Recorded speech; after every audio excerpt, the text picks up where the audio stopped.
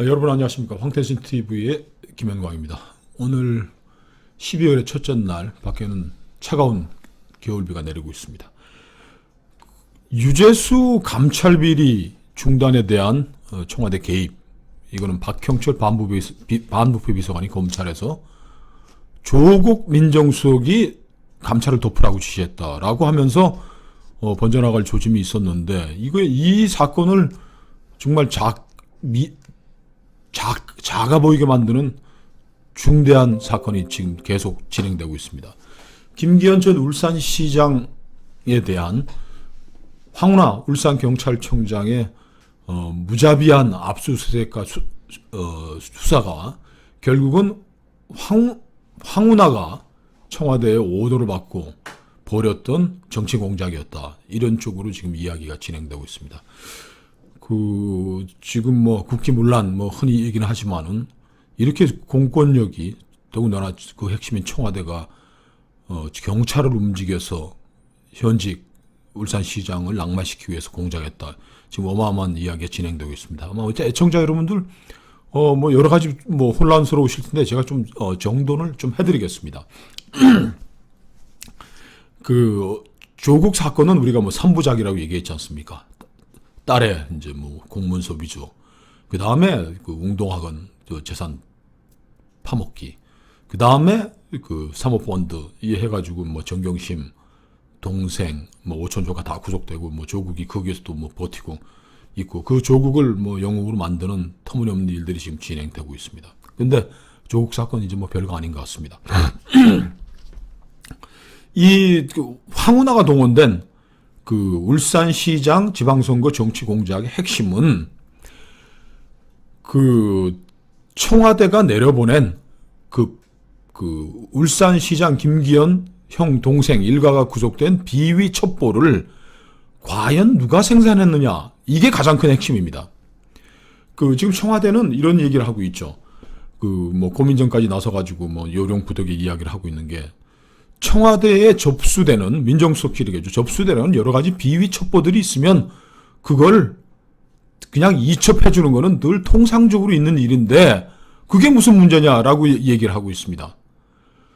과연 그럴까요? 이미 울산 지역에서는 제기되었던 시장 선거 당시에 제기되었던 문제들에서는 한번 내살하고 아무것도 아니라는 종결 처리했는데, 다시 비리 첩보를 청와대에서 어디서 얻어서 그거를 다시 울산 경찰청으로 내려보냈느냐가 가장 큰 핵심인데, 그건 제가 좀 이따 뒷부분에 가서 말씀드리겠습니다.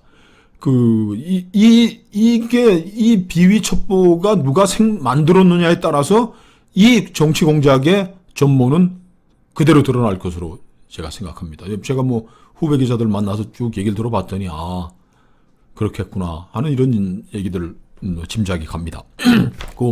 제가 오늘 아이템 안에 정확하게 설명을 드리겠습니다. 노영민 비서실장이 12월 29일 날 국회 운영에 나와서 여러 가지 거짓말을 했습니다. 거짓말도 얘기했고 진실도 얘기하고 했는데, 울산 시장 선거 정치 공작의 전모를 짐작해 볼 수 있는 엉터리 답변들을 쏟아내었습니다. 노영민 비서실장은 울산 경찰청에서 압수수색 전에 한번 보고를 했다라고 했는데, 백원우 전 민정비서관은 이 사건이 불거져 나온 이유로 사전보고가 없었다라고 주장을 했습니다. 울산 경찰청이 우리가 통상적으로 보내준 비위 첩보를 가지고 통상적으로 수사한 곳인데 왜 청와대 보고를 해야 되느냐라고 했는데, 노영민 씨는 엉터리 답변했습니다. 압수수색 전에 한번 보고를 받다. 그러나 지금 드러난 사실에 의하면은 황운하가 지휘하던 울산경찰청은 김기현 현 울산시장에 대한 압수수색과 수사 진행 과정에 대해서 총 9번 보고를 했습니다. 노영민은 약간의 진실과 많은 거짓말을 얘기했는데 9번 보고를 했고 8번이 사전 보고였습니다. 백원우는 완전한 거짓말했고 없었다. 사전 보고받은 적이 없었다. 노영민 압수수색 전에 한 번 보고받았다고 했는데 압수수색 전 8번 보고를 받았고 압수수색 후에 수사 진행 상황에 대해서 한 번 보고받았다고. 한 번 보고가 된 겁니다. 그러니까 사전에 치밀하게 8번이나 보고하면서 압수수색하고 이 사건을 현재 김기현 울산시장을 털어놓는데 노영민 비서실장 거짓말했습니다. 두 번째, 울산의 백원우 감찰팀이라, 백원우 이제 저희는 사조직이라고 얘기하고, 불법 사조직입니다. 민정비서관의 특별감찰팀에 소속되지 않는 다른 경찰관들을 둘을 내려보냈는데, 노영민 실장 이렇게 답했습니다. 울산에 내려간 건 고래고기 때문에 내려갔다. 이 울산, 여러분이 아시다시피, 고래가 이렇게 그물에 걸리면은, 그거를 혼액이라 그러죠. 이렇게 그물에 얽혀 죽는 거는 얽힌 게 판정이 되면은, 고래를 잡은 사람들이 이제 그거를 가지고 와서 고래고기 팔 수도 있고, 그래서 바다의 로또다 그러지 않습니까? 밍크고래. 근데 이 와중에, 불법으로 채취된, 불법으로 잡은 고래고기의 상당량을 검찰이 불법적으로 이렇게, 잡은 사람들의 선주들에게 내줬다라고 경찰과 검찰간에, 다툼이 있었는데, 그걸 조정해 놨다는데, 아니, 왜, 그런 울산지방지검과 울산경찰청에 갈등이 일어났는데, 민정비서관의 불법 사조직이 가가지고, 그걸 조정해야 될 일이 있습니다. 이것도 거짓말했습니다. 그리고, 이 여러 가지 지금 거짓말들을 이제 하고 했는데, 이 노영민 실장은 이 사건이 벌어졌을 때, 지방선거 있을 당시에는 주중대사로 있었기 때문에 알지도 못하는데, 밑에서 제대로 정확한 진상 보고도 받지 않은 상태에서 이 사건을 무마하기 위해서 무모한 거짓말들을 늘어놓음으로 해서 이 사건을 캐내 들어갈 수 있는 단서들을 여러 가지 넘겼습니다. 노영민 비서실장은 나와가지고서 이 비위 사실 넘긴 것, 울산경찰청에 넘긴 비위 사실은 그냥 떠다니는 이야기들을 청와대가 캐치해가지고 그걸 넘겨준 것 뿐이다 했는데 전혀 그렇지 않습니다. 저는 노영민 비서실장의 이번 운영의 증언 답변을 보면서 2016년 10월 20일 똑같은 국회 운영위원회에 있었던 이원종 비서실장의 거짓 증언이 떠올랐습니다. 너무나 똑같은 상황이 벌어졌습니다. 이원종 비서실장은 5개월간 대통령을 모시는 핵심 비서실장으로 있었지만 자기 밑에서 이루어지고 있는 그 당시의 문제는 대통령의 연설문을 최순실이라는 여인이 고치고 관여한다는 언론 보도가 난 바로 직후였습니다. 그걸 청와대 대변인을 했던 민경욱 의원이 이렇게 물었습니다. 대통령 연설문에 다른 사람이 관여할 수 있는 게 이원종 씨 이런 얘기였습니다. 정상적인 사람이라면 믿을 사람이 있겠습니다. 실소를 금할 수 없었습니다. 대통령 연설문에 누군가가 손을 댄다라는 건 있을 수 없는 일입니다. 그 다음에 어떤 과정이길래 민경호 의원이 또 이제 편을 들어주려고 해도 어떤 과정이길래 그게 그렇겠습니까? 그러니까 연설문은 연설비서관이 다듬고 여러 차례 독해를 거쳐가지고 성립이 되기 때문에 누군가가 그 이후에 사후에 개입한다는 건 얘기가 되지 않습니다. 그러면서 박근혜 대통령께서 무엇이 잘못되었건 간에 누구를 막론하고 죄를 지었다면 응벌해서 처벌하라 라고 지시를 하셨다라고 얘기했지만 그 이후에 드러난 상황은 전혀 사실과 이원종 비서실장이 얘기한 것과는 전혀 달랐습니다. 제 대표적인 게 그 2달 전에 이루어졌던 8.15 광복절에서 하얼빈 감옥에서 차가운 감옥에서 안중근 의사 돌아가셨다고 하는데 이원종 실장이 얘기한 그런 독해가 거쳤다면은 아무도 누구라도 지적을 해가지고 여순 감옥에서 돌아가신 겁니다 얘기했을 텐데 안 했는데 그건 독해를 거친 최종적인 선거 대통령의 광복절 경축사에 누군가가 손을 댔다는 것은 그것은 바로 최순실이었다라는 것이 나중에 팩트로 드러남으로 인해가지고 이원종 실장은 자기 정치 인생에 정말 씻을 수 없는 오점을 남기게 된 것이죠. 내 밑에서 일어나는 일도 나는 몰랐다라고 시인했던 그 꼴이 된 것 같습니다. 여러분이 궁금해 하시는 거 제가 말씀드리겠습니다. 이 출발점입니다. 이 출발점은 울산지방경찰청에 내려보낸 청와대의 지시, 범죄 첩보. 이게 바로 하명수사입니다. 자꾸 지금 청와대와 집권 여당 사람들은 하명수사가 아니다. 통상적이다 그러는데, 그러면 청와대 하명수사라는 게 불법인데 청와대가 경찰과 검찰의 수사에 개입해가지고 이거 수사하라 저거 수사하라, 김기현 울산시장에 이런 비리가 있으니 이것은 하명, 대통령께서 하명하시 수사인이 수사하시오 이렇게 했겠습니까?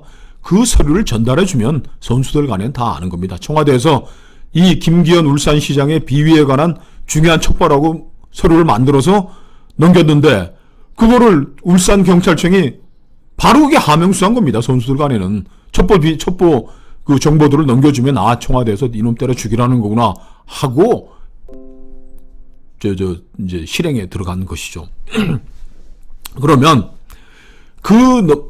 울산지방경찰청에 넘겨준 범죄 첩보는 우리가 이른바 얘기하는 찌라시, 울산경찰 울산시장 김기현의 동생이 돈을 주고 어쩌고저쩌고 이런 긴 이야기를 쓴 것이냐? 그런 이제 불완전하고 한 것이냐? 아닙니다. 제가 후배 취재기자들한테 들은 바에 의하면은 제대로 정리된 문서로 만들어져서 울산경찰청에 넘어간 겁니다. 그 반부패 비서관 박형철 씨는 이렇게 증언을 했습니다. 보고서 형태로 정리가 되어 있었다. 보고서 형태로 누가 정리했을까요? 이게 이 사건의 핵심입니다. 그리고 백원우는 이런 식으로 얘기를 했죠. 여러 가지 첩보를 넘겨서 나는 기억이 나지 않는다. 통상적으로 수집된 비리 첩보를 여기저기 넘겨주는데 그 중에 하나가 울산시청에 관한 거였지만 박형철, 검찰 출신인 박형철 반부패 부서관의 이야기는 다른 겁니다. 보고서 형태로 정리됐고 내가 넘긴 것은 김기현 건 하나뿐이다. 이렇게 얘기가 됐으니까 애청자님들 정리가 되시죠. 울산경찰청에 넘어간 김기현 울산시장의 비위는 보고서 형태로 잘 정리된 서류였고 그 서류를 봉투에 담아서 밀봉해서 반부패 부서관이 경찰청을 통해 가지고 울산경찰청으로 해서 넘어간 것입니다. 그러니까 이제 그 중요한 것은 도대체 그러면 이거 누가 만들었느냐? 후배 기자들한테 제가 취재해서 여러분한테 이거 알려드리겠습니다. 지금 정리하면은 지금 대구경찰청에 소속된 경찰 출신인 양반이 이거를 민정비서관실에서 넘겨받아가지고 이분은 반부패 비서관실 소속입니다. 박형철 반부패 비서관 소속인데 이걸 정리했다고 하는 것이죠. 그러니까 이 박형철 비서관은 반부패 비서관은 공직기관과 관련된 공직에 대한 비리와 비행을 수집하는 비서관실인데 넘어온 서류는 백원우 민정비서관실에 넘어왔고 그거를 반부패 비서관실에서 정리했다. 요약하면 김기현 울산시장에 대한 범죄 비위 조사 보고서는 청와대 내부에서 만들어진 것이다. 이렇게 결론을 내릴 수 있을 것 같습니다. 그러니까 백원우가 얘기했던 여러 가지 돌아다니는 것을 대충 모아서 여기저기 다 넘겨줬기 때문에 나는 기억이 나지 않는다는 그건 잘못된 것이고 이건 검찰이 새로 밝혀낼 것입니다. 그리고 이 만들어진 것이 민정비서관과 반부패 비서관실까지 다 아는 민정수석실이 모두 동원된 그런 보고서가 만들어진 것입니다. 그러니까 박형철 비서관은 왜 우리 반부패 비서관실에서 정리되고 만들어졌다라고 얘기를 못하느냐? 반부패 비서관실은 공직에 있는 사람에 대해서만 비위를 수집하는 것이기 때문에 반부패 비서관실이 관여가 됐다고 한다면 박형철 비서관도 직권남용에 해당되는 것이기 때문에 이거는 확정적인 이야기는 아닙니다. 그러나 이미 검찰이 깊숙이 수사에 들어가 있고 검찰의 가장 큰 차관점은 이 비위 울산경찰청에 넘어간 청와대의 비위 첩보 정리 서류가 누가 만들었다고 했는데 지금까지 드러난 사실은 이건 청와대에서 만들어져서 청와대가 경찰청으로 넘겨서 울산경찰청에 넘어간 겁니다. 그렇다면 결론은 청와대와 백원우 노영민이가 얘기하는 거와는 정반대로 이거는 철저하게 기획됐고 그렇기 때문에 기획된 제대로 된 서류로 만들어서 하명 수사로 던져진 것이기 때문에 울산경찰청이 수사 압수수색이 개시되기 전에 벌써 8차례 보고를 했다라는 것은 청와대의 하명 수사 자료로 던져진 그 서류 때문에 울산경찰청은 계속 청와대 보고를 했던 것입니다. 이제 여기서 이제 검찰이 수사가 집중되고 있고 사실이 발견되겠지만 이 큰 틀을 본다면은 지금 백원우, 노영민 청와대에서 얘기하고 있는 것들은 모두 사실과 많이 어긋나거나 크게 어긋나는 잘못된 주장에 불과할 것 같습니다. 일단 제가 우리 애청자님들 이야기가 산만하게 흘러가고 있으니까 정리해 드렸습니다.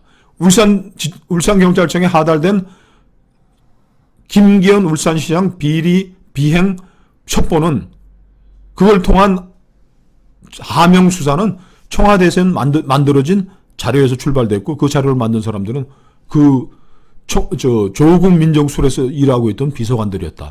이렇게 정리할 수 있을 것 같습니다. 감사합니다.